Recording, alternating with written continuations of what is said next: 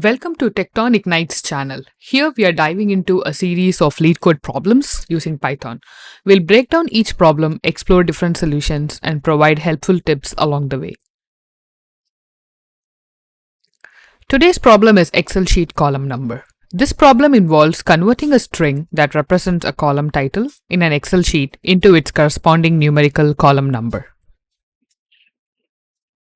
In Excel, the columns are labeled alphabetically, starting with A for 1, B for 2, up to Z for 26. Let's look at the examples given in the problem. For zy, y contributes to 26 power 0 into its character value, and z contributes to 26 power 1 into its character value.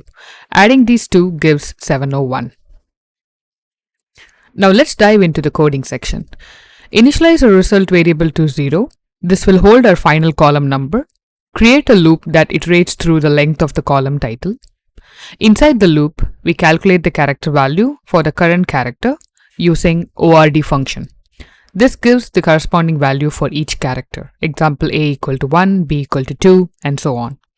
Now we calculate the power value as 26 power length of the column title minus 1 minus that index.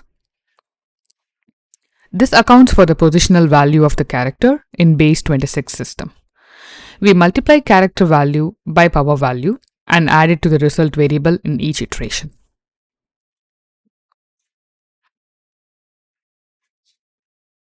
Now let's explore the recursion approach. We start by initializing res variable to 0 again, and here we define a helper function with column title and index as parameters. Similar to the iteration approach, we use ORD function to get the Unicode value of the character and convert to its corresponding number. We also calculate the positional value of the character based on its index, which is power value.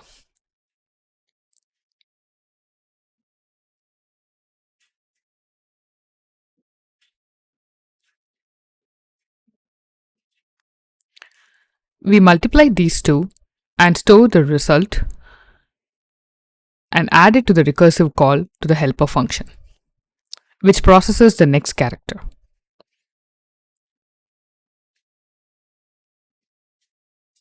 One important step we still need to address here is defining a base condition for the recursion to terminate. When the index reaches or exceeds the length of the column title, we can simply return 0.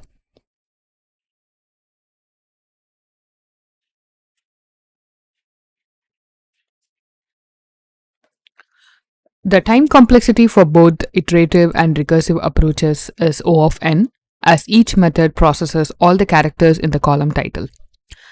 Thanks for watching. If you enjoyed this video, give it a thumbs up and subscribe for more content. Stay tuned for more videos in this series. Let me know your thoughts in the comments below. See you next time.